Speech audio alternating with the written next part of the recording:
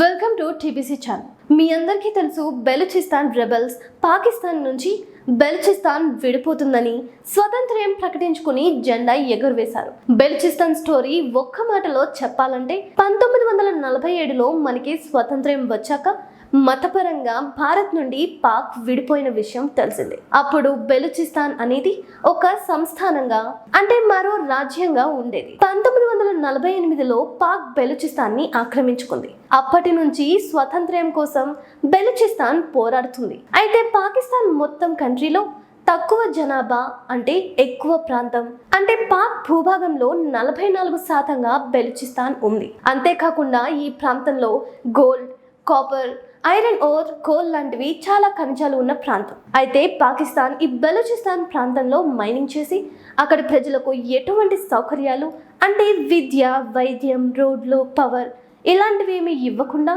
మొత్తం మైనింగ్ ద్వారా దోచుకుని ఇంటర్నేషనల్ మార్కెట్లో అమ్ముకుంటూ ఆ డబ్బుని పాకిస్తాన్ డెవలప్మెంట్కి వాడుతుంది. ఇలా బెలూచిస్తాన్ని దోచుకోవడంతో పాటు అక్కడ పోరాటం చేస్తున్న బెలూచ్ ప్రజలపై పాక్ ఆర్మీ విచక్షణ రహితంగా కాల్చి చంపడం, బెలూచ్ ఆడవాళ్ళని రేప్ చేయడం లాంటి ఘోరాలు చేస్తున్నారు. కొన్ని సంవత్సరాలుగా జరుగుతున్న ఈ మరణకాండపై బిఎల్ఏ పేరుతో తయారైన బెలూచ్ ఆర్మీ పాక్ పైన తిరగబడి స్వతంత్రం ప్రకటించుకుంది. అయితే ఇప్పుడు ఈ బెలూచిస్తాన్ స్వతంత్రం ప్రకటించుకోవడంతో పాక్ గుండెల్లో రైళ్లు పరిగెడుతున్నాయి. ఒక్కసారి బెలూచిస్తాన్ గనక పూర్తిగా పాకిస్తాన్ చేజారిపోతే ఇంకా పాక్ లో ఏమీ మిగలదు. నిజంగా చెప్పాలంటే చైనా, IMF, USA కానీ ఈ రోజు పాకిస్తాన్ కి అప్పు ఇస్తున్నాయంటే దానికి కారణం పాకిస్తాన్ ఏదో ఒక రోజు ఆ అప్పు తీరుస్తుందని కాదు, బెలూచిస్తాన్ లో ఉన్న ఈ మైనింగ్ మరియు మినరల్స్ చూసి మాత్రమే. పాక్ భూభాగంలో 44% ఉన్న బెలూచిస్తాన్ లో అంత ఖనిజ సంపద ఏముందని చూస్తే పాక్ కి బెలూచిస్తాన్ ఎంత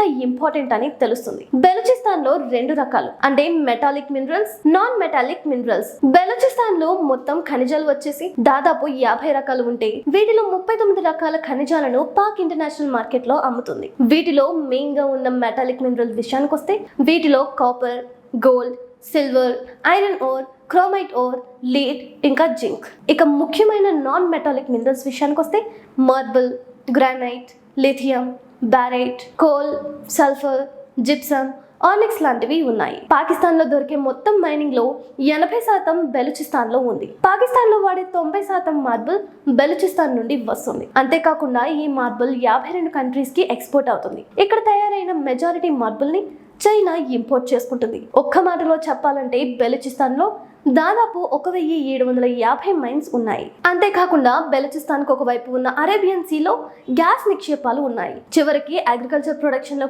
కూడా బెలూచ్ ప్రాంతం ముందు వరుసలో ఉంది. అయితే ఇంకా చాలా మైన్స్ ని, ఖనిజాలను గుర్తించినా కానీ మైనింగ్ మొదలు పెట్టలేకపోతున్నారు. దీనికి కారణాలు వచ్చేసి సరైన జియోలాజికల్ డేటా లేకపోవడం, మైనింగ్ కంపెనీస్ కి పాకిస్తాన్ గవర్నమెంట్ సమయానికి డబ్బు చెల్లించలేకపోవడంతో ఆ కంపెనీలు లాస్ లో ఉండడం, లీగల్ సమస్యలు, మైనింగ్ ఏరియాస్లో ఇన్ఫ్రాస్ట్రక్చర్ లేకపోవడం అంటే రోడ్లు, నీళ్లు, పవర్ లాంటి ఫెసిలిటీస్ లేకపోవడం, స్కిల్డ్ ఇంజనీర్స్ మరియు టెక్నికల్ పీపుల్ లేకపోవడం, బెలూచిస్తాన్ లిబరేషన్ ఆర్మీ మైనింగ్ చేస్తున్న చైనా కంపెనీలపై అటాక్ చేయడం, అక్కడి అధికారులను కిడ్నాప్ చేయడం, మైనింగ్ జరపడానికి సెక్యూరిటీగా ఉన్న చైనా ఆర్మీని చంపడం లాంటి చాలా రకాల కారణాలతో పాకిస్తాన్ మైనింగ్ చేయలేకపోతుంది.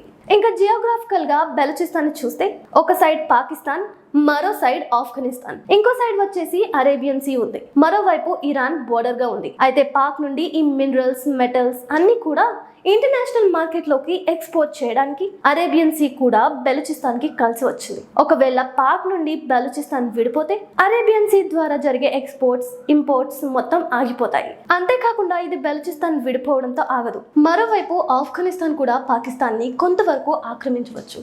ఎందుకంటే ఇప్పటికే పాక్ ఆఫ్ఘన్ల మధ్య ఉన్న బోర్డర్ లైన్, దీన్ని డ్యూరాన్ లైన్ అంటారు. దీనిపై ఈ 2 దేశాలు గొడవలు పడుతున్న విషయం తెలిసిందే. దీనితో పాకిస్తాన్ ముక్కలయ్యే అవకాశం ఉంది. ఎందుకంటే మరోవైపు ఖైబర్ పఖ్వా వాళ్ళు ఇతరులు కూడా పాక్ నుండి విడిపోవడానికి గొడవ చేస్తున్నారు. అందుకే పాకిస్తాన్ ఇప్పుడు బెలూచిస్తాన్ ఎక్కడ విడిపోతుందో అని టెన్షన్ పడుతుంది. అయితే ఇదే బెలూచిస్తాన్ పాక్ నుండి విడిపోవడం కొంతవరకు కష్టమే. ఎందుకంటే పాక్ ఆర్మీ మరియు గవర్నమెంట్ వీక్ గా ఉన్నప్పటికీ చైనా బలంగా ఉంది. చైనా సహాయంతో పాకిస్తాన్ బెలూచిస్తాన్ని తిరిగి ఆక్రమించుకునే అవకాశం ఉంది. ఎందుకంటే ఇక్కడ చైనా మైన్స్ చాలా ఉన్నాయి. అంతేకాకుండా చైనా ఛాలెంజ్ గా తీసుకుని నిర్మిస్తున్న CPEC China Pakistan economic corridor కూడా బెలూచిస్తాన్ నుండి పోతుంది. అంతేకాకుండా బెలూచ్ లో ఉన్న గ్వాడార్ పోర్ట్ ని కూడా చైనా ఇన్వెస్ట్మెంట్ తో డెవలప్ చేస్తుంది. ఈ ప్రాంతంలో చైనా ఇంట్రెస్ట్ లో ఇన్వెస్ట్మెంట్స్ చాలా ఉన్నాయి. అందుకే పాక్ ఆర్మీ సాయంతో తిరిగి చైనా చేతుల్లోకి ఈ బెలూచిస్తాన్ ప్రాంతం వెళ్లే అవకాశాలే ఎక్కువ ఉన్నాయి. ఇది ప్రస్తుత బెలూచిస్తాన్ పరిస్థితి. ప్రజలు తక్కువ, ఖనిజ సంపద ఎక్కువ. పాక్ మరియు చైనాల దోపిడీ అణచివేత. అందుకే పాక్ నుండి విడిపోవాలని చూస్తున్న బెలూచ్ ప్రజలు భారత్ సాయం చేస్తుందేమో అని ఎదురు చూస్తున్నారు. మీకు కానీ ఈ వీడియో నచ్చితే చూసి వెళ్ళిపోకుండా సబ్స్క్రైబ్ చేయండి.